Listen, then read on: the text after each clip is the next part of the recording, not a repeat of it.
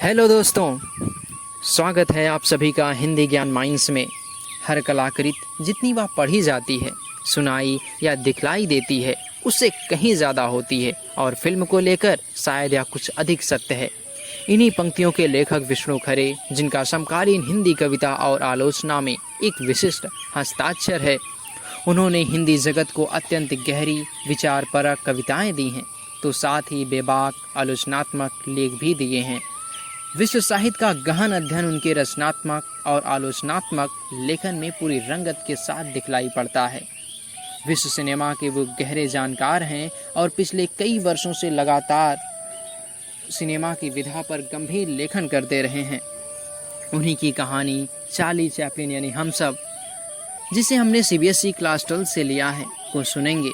इस कहानी में लेखक ने चार्ली चैपलिन की लोकप्रियता के जादू की व्याख्या करने का एक प्रयास किया है। आइए शुरू करें इस कहानी को। यदि यह वर्ष चैपलिन की जन्मशती न होता तो भी चैपलिन के जीवन का एक महत्वपूर्ण वर्ष होता, क्योंकि आज उनकी पहली फिल्म मेकिंग अ लिविंग के 75 वर्ष पूरे होते हैं। पौन शताब्दी से चैपलिन की कला दुनिया के सामने है और 5 पीढ़ियों को मुग्ध कर चुकी है।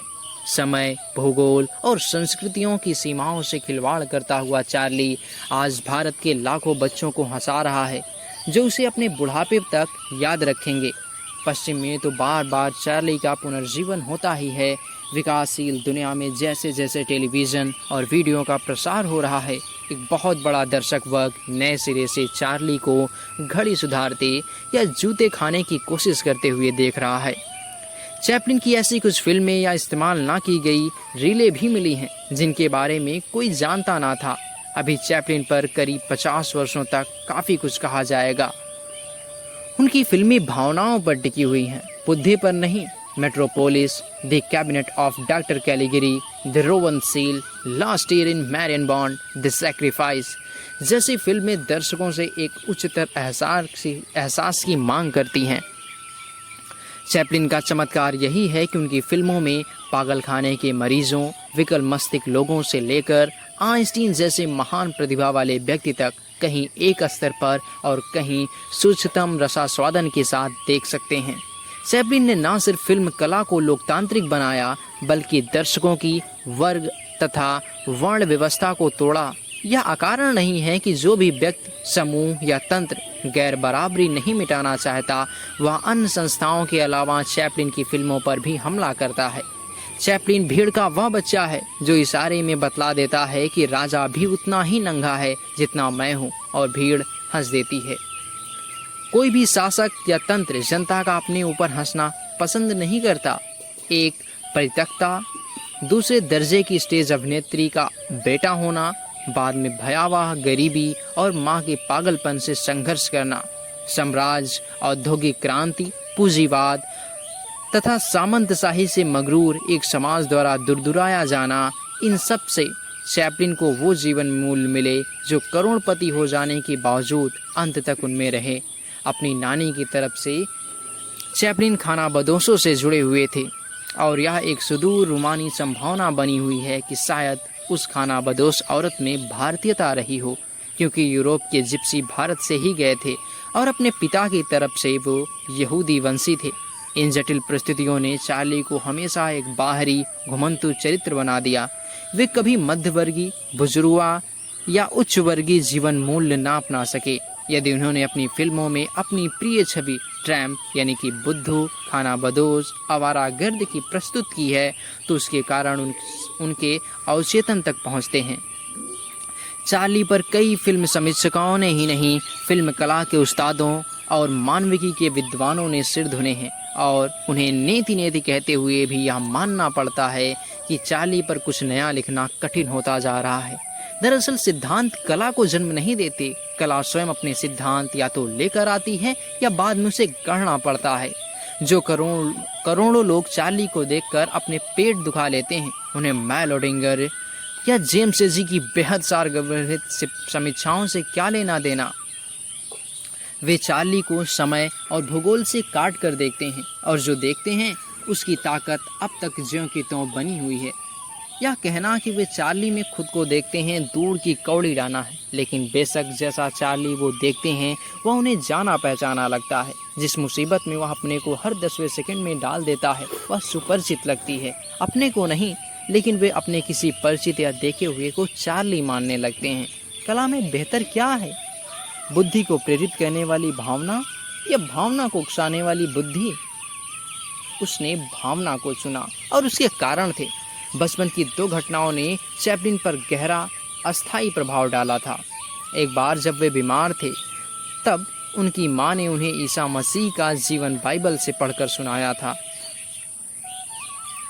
ईसा के सूली पर चढ़ने के प्रकरण तक आते आते माँ और चार्ली दोनों रोने लगे। अपनी आत्मकथा में चैपलिन लिखते हैं, ओकल स्ट्रीट के तहखाने के उस अंधियारे कमरे में माँ ने मेरे सामने संसार की वह सबसे दयालु ज्योति उजागर की जिसने साहित्य और नाट्य को उनके महानतम और समृद्धतम विषय दिए हैं, स्नेह, करुणा और मानवता।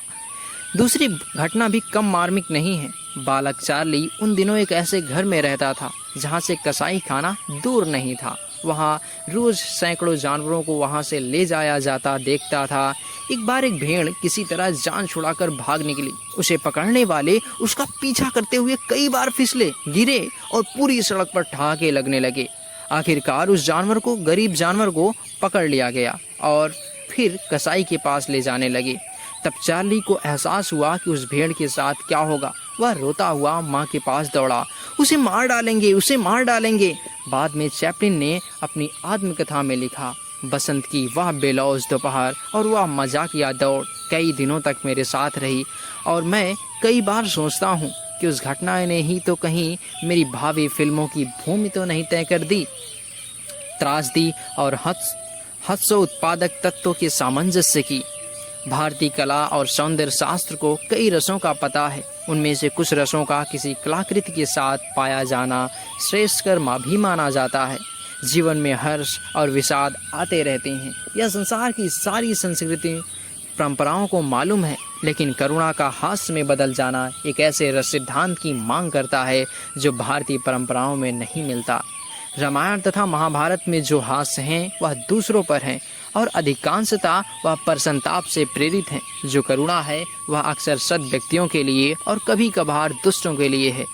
संस्कृत नाटकों में जो विदूषक है वह राज व्यक्तियों से कुछ बदतमीजियां अवश्य करता है, किंतु करुणा और हास्य का सामंजस्य उसमें भी नहीं है।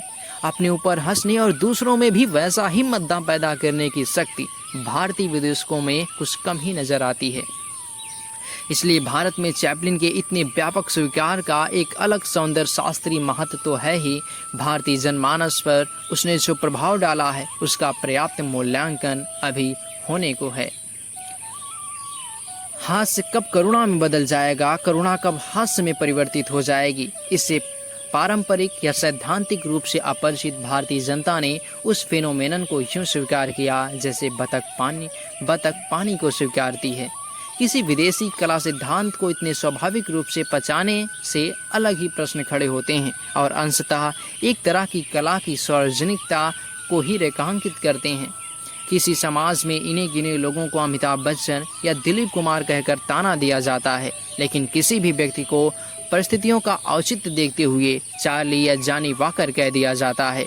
यह स्वयं एक स्वीकारोक्ति है कि हमारे बीच नायक कम हैं, जबकि हर व्यक्ति दूसरों को कभी न कभी विदूषक समझता है। दरअसल मनुष्य स्वयं ईश्वर या नियत का विदूषक, क्लाउन, जोकर या फिर साइड किक है। यह अकारण नहीं है कि महात्मा गांधी से चार्ली चैपलिन का खासा पुष्ट था और गांधी तथा नेहरू दोनों ने कभी चार्ली का सानिध्य चाहा था। चार्ली के नितांत अभारतीय सौंदर्य शास्त्र की इतनी व्यापक स्वीकृति देखकर राज कपूर ने भारतीय फिल्मों का एक सबसे साहसिक प्रयोग किया। आवारा सिर्फ द ट्रम्प का शब्दानुवाद ही नहीं था, बल्कि चार्ली का भारतीयकरण ही था। वह अच्छा ही था कि राज कपूर ने चैपलिन की नकल करने के आरोपों की परवाह नहीं की। राज कपूर के आवारा तथा श्री 420 के पहले फिल्मी नायकों पर हंसने और स्वयं नायकों को अपने पर हंसने की परंपरा नहीं थी। 1953-57 के बीच जब चैपलिन अपनी गैर ट्रैम्पनुमा अंतिम फिल्म बना रहे थे तब राजकुमार चैपलिन का युवा अवतार ले रहे थे। फिर तो दिलीप कुमार, बाबुल, शबनम, कोहिनूर, लीडर, गोपी और देव आनंद, 9-11, फंटूस, तीन देवियाँ, शम्मी कपूर, अमिताभ बच्चन, अमर अकबर एंथनी तथा श्रीदेवी तक ने किसी न किसी रूप में चैपलिन का कर्ज स्वीकार कर चुके हैं।